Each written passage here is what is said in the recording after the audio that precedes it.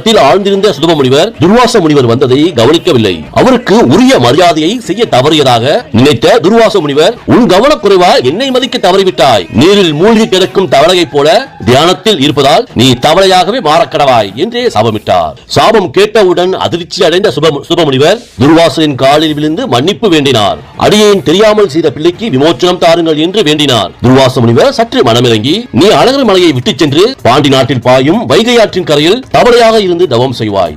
சித்திரை மாதத்தில் திருமால் கள்ளழகாக அங்கு வந்து உனக்கு காட்சி தருவார். அப்போதே உனக்கு சாப விமோச்சனம் கிடைக்கும் என்று கூறிவிட்டு சென்றார். துர்வாசர் சொன்னபடியே சுதப முனிவர் வைகை ஆற்றின் ஒரு பகுதியில் தவளையாக மாறி தவம் புரிந்தார். இன்றும் மதுரையில் வைகை ஆற்றின் கரையில் தேனூர் என்ற கிராமத்தின் அருகே உள்ள பகுதியில் இந்த நிகழ்வுகள் நடந்ததற்கான சுவடுகள் காணப்படுகின்றன. அதன் பின்னர் பெருமாள் சுதப முனிவரின் அதீத பக்திக்கு மனமுருகி அவருக்கு அருள் பாலிக்க மலையிலிருந்து கள்ளழகர் கோலத்தில் மதுரைக்கு கிளம்பி வருகிறார். சித்திரை திருவிழா